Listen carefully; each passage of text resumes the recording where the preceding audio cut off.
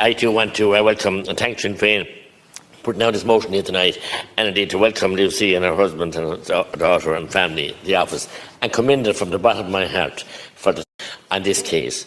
It must be just unbearable for her to have lost her wonderful son, killed, murdered, as I said before, so callously, and to have to do that work when the state has failed. And Minister, I look at you here tonight and I see the response to your motion.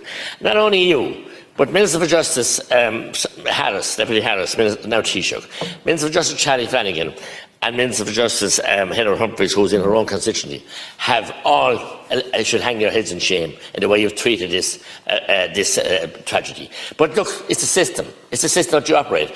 And the first time ever I did it in this house tonight, I went up around the back and I walked around all the statues of the great men of 1916, Thomas Clark, Padraig Pearse, and Thomas Kent, McDonough, you name them. They're all there underneath where you're sitting, the Farrell family.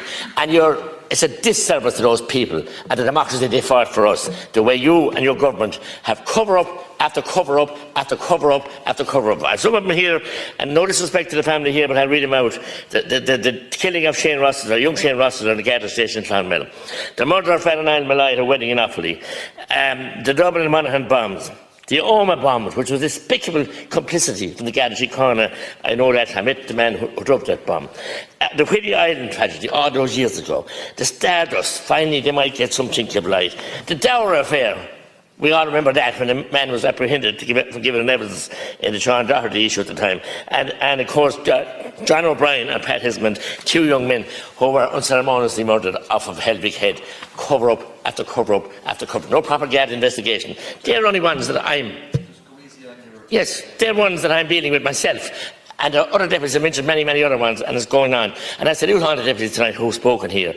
It behoves us here, as elected members of this Dáil, to live up to our constitution, live up to the freedoms that were fought for by those gallant men. Or else we should pack up and go home and let some dictator take it over. Because you're covering the system. And you have at the moment, again, I raised it here last week, and it's the situation in Strokestown, where a false warrant, illegal warrant, was used in the High Court. And that's going on day in, day out with repossession cases for families, with the land registry not being up to date, and illegal ones. And you're happy to preside over that, and other Minister of Justice and your government.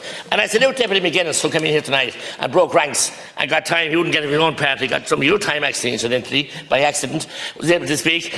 And I have a dossier here from the President O'Brien and Pat Esmonde, wouldn't mind, and 13 letters that he's written back and forward to the family.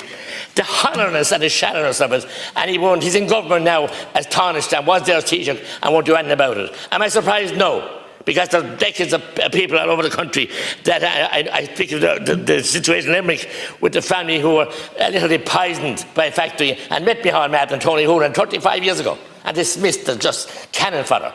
Power is more important to you, to hold on to the reins of power and to hell with justice and to hell with respect for people, ordinary people out there. Isn't any wonder they won't come out and vote, a lot of them, because they've lost interest in voting, because they lost faith in the system.